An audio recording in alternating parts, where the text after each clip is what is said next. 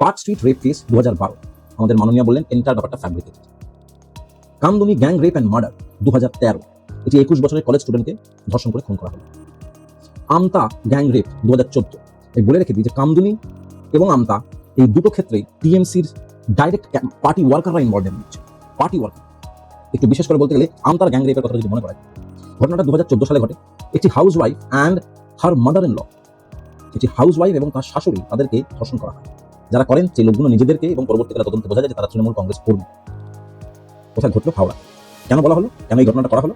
Reportedly এটা একটা বদলা নেওয়ার জন্য করা, পলিটিক্যাল বদলা, পোস্ট পোল ভায়োলেন্স। আবার চলে আসুন, পোস্ট পোল ভায়োলেন্স 2021, একটা 60 বছরের মহিলা আর একটা 17 বছরের মেয়ের ধর্ষণ করা। কারা করলেন? টিএমসি সরকারের লোকেরা। হাঁসখালি ধর্ষণ এবং খুনের মামলা, 14 বছরের একটি মহিলা, বাচ্চা, 14 বছরের একটি বাচ্চা। কে করলো? একটি ছেলে যার বাপ আর তৃণমূল কংগ্রেসের কর্মী।